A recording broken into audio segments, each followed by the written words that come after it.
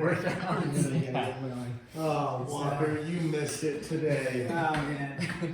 So, alright. Solving. Take 3. Yeah, take 3. Solving right triangles. Take 5 or something. Probably take 5. Here we go. Solving right triangles. What's our phrase? So, Ka. toa. So, ka. Toa. So, ka. Toa. Right. So it is sine of theta is equal to opposite over hypotenuse. You guys know all this. Cosine of theta is adjacent over hypotenuse, and tangent is opposite over adjacent. Okay. Now these work again. This is dealing with right triangles. There's theta. And so when you talk about the opposite of theta, it would be, depending on where theta is, but if this is theta, this is the opposite, this is the adjacent, and this is the hypotenuse. Okay, there you go. So now. So when we deal with this, we can, angle of elevation, angle of depression. Who said something about the angle of depression? Riley. What was the quote? He just said, like, I have an angle of depression. So angle of elevation is where, it doesn't actually matter where you're standing. Okay, so you could be standing on the ground, whatever. The angle of elevation is looking from now in general, when we talk about the angle of elevation, you're standing on the ground looking up at the top of the building.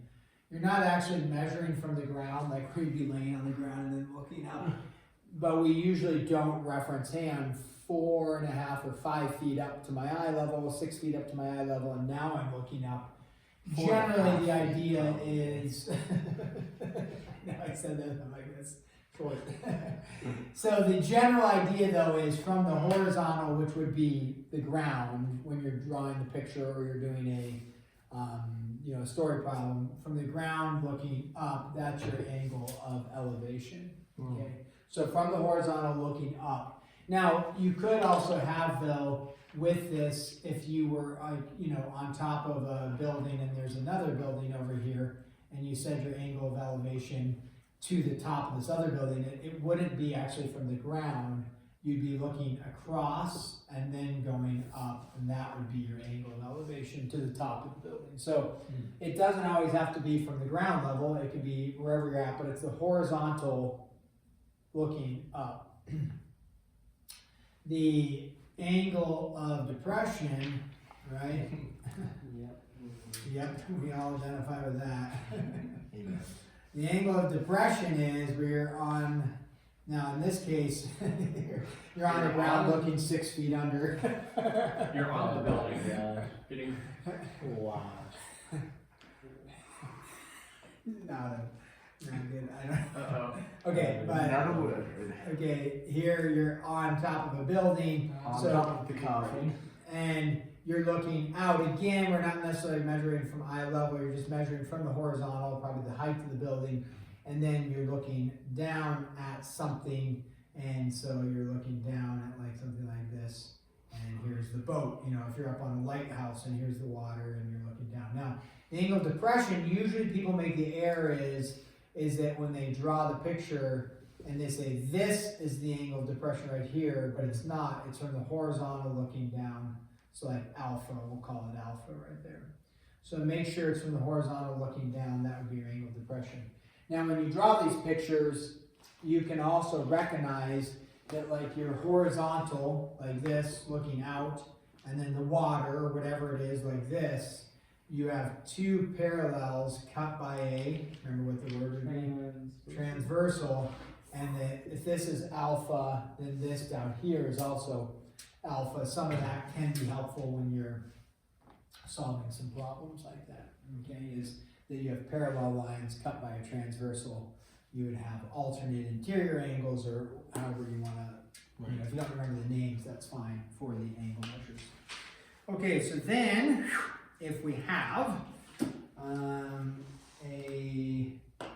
let's say, triangle, let's do a little work. So you have your calculator out, triangle XYZ, angle X is equal to 90 degrees. Angle Y is equal to 37 degrees, and Z is equal to 25. We want to find X equals what and Z equals what. Okay? Now you don't have to draw a picture, but it could be helpful depending.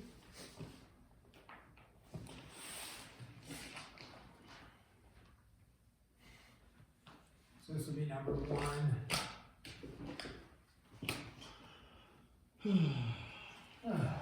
Oh. Ah.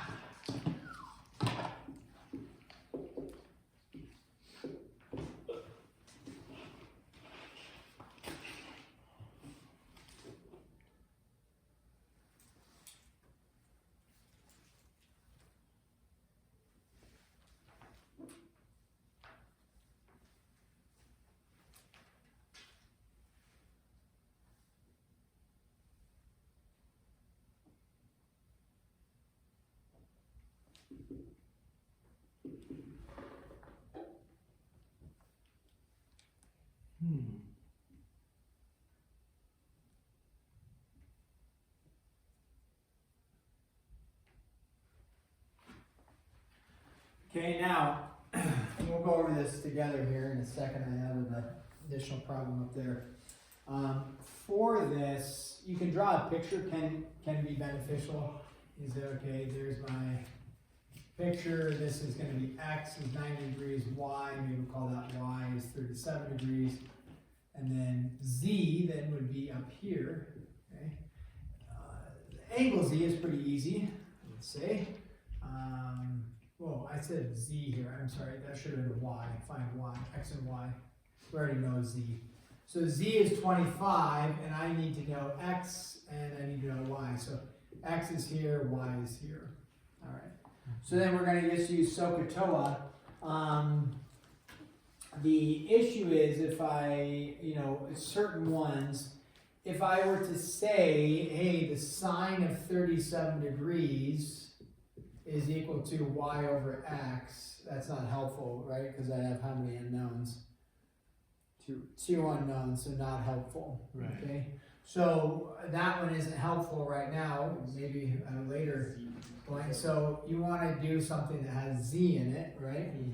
So which means you could do cosine of 37 degrees is equal to adjacent 25 over hypotenuse, which is x. Now, your calculator, when you use your calculator, remember what it's done is it's already stored all the infinite amount of ratios for doing this problem. So when you say cosine of 37, it actually knows, it's telling you the ratio is whatever it is. So when you do for me cosine of 37 degrees, don't do the divided by 25 or whatever it is, 25. Just go, what's cosine of 37 degrees? 0.7986. Okay, 0.7986. What it's telling you is this is the ratio for a 37 degree angle. So you're really just doing a proportional problem. You're saying, I know my ratio is this, it's equal to this ratio, now solve for x. So it's really cool, your calculator has an infinite amount of ratios stored. And then we would do that, right? Just multiply both sides by x, 25 divided by cosine of 37, what does x equal? 31.3. 31.3, which would make sense that it's larger than 25 because it's the hypotenuse.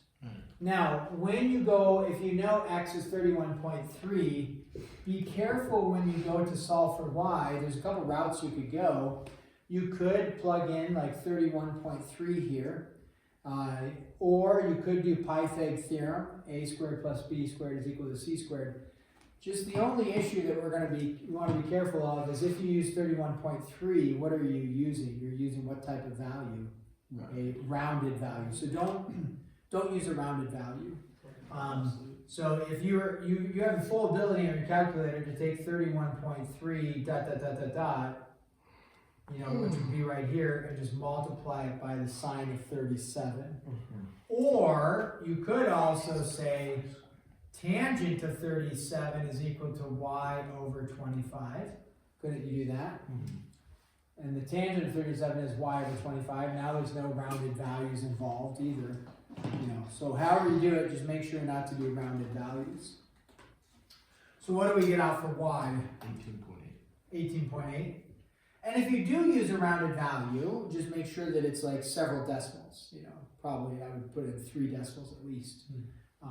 But since you have the full ability of the calculator, don't do any rounded values. Questions on these two? X and Y at least. Okay.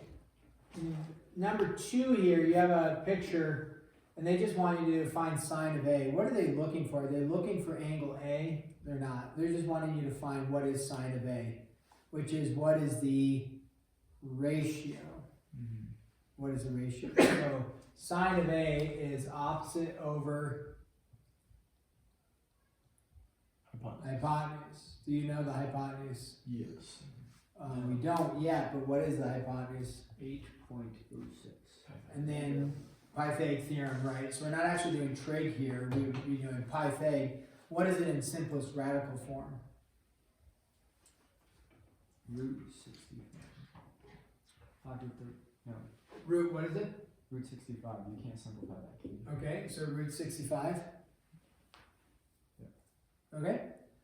So if it's just root 65, a squared plus b squared, 49 plus 16, then when we do the sine of A, what we'd be stating is what? Opposite over 65. For our purposes, we will continue to put simplest radical in the numerator as of now.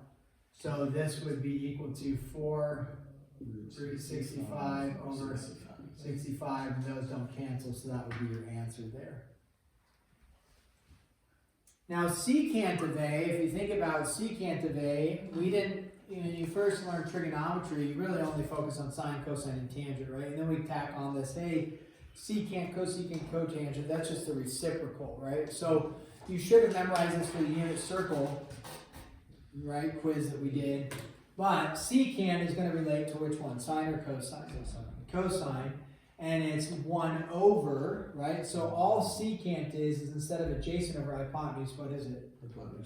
Hypotenuse over adjacent. So in this case, you would say root 65 over adjacent to A, which is 7, and that's all you would do there. So again, they're just looking for ratios there, not looking for an actual numerical answer. I mean, they are looking for the numerical answer, they're not looking for the angle measure. I'm sorry, not looking for the angle measure. Okay.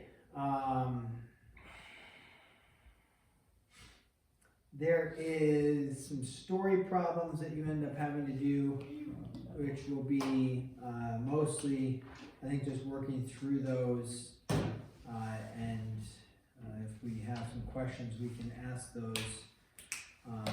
I could do some of them, but they're pretty, in general, they're kind of straightforward, giving you a setup, that the goal of the setup is you're going to get some sort of right triangle and then solve.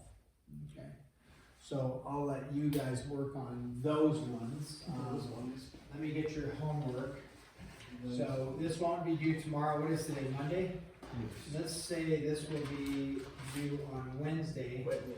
So I would get started on them today, and then if you have some questions, we can check in tomorrow on some of this stuff. Let's see here, somehow my computer was shut down. You still got a picture of Hazel in front of Mighty O Donuts. Did you send it as your wallpaper or something? No, we had to download it to try to get it to, I don't know if you remember that. Oh. To try to, so we could zoom in. Oh, yeah. I remember that. Yeah. So, well, I don't know, computer just shut down. It found its angle of depression. Yeah, it's on the glide path to death here. Alright,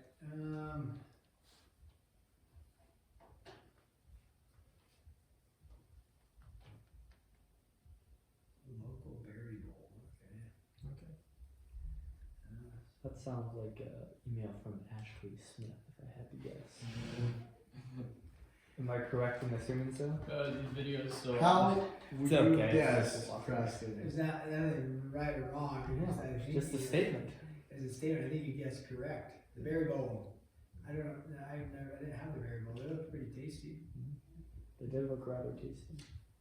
I've had them before. They are To those of you lowly humans who think mixed food is tasty, Wow. Yes. Okay. Well, we're still working on this. There we go. Should we pause the video? So we can talk about Other important things things. besides math and emails? But you should pause the video. No, we're almost there. Here we go. Shame. Shame. All right, you have, here we go. 1 through 9 odd. Oh boy, what a variety pack. 1 through 9 odd.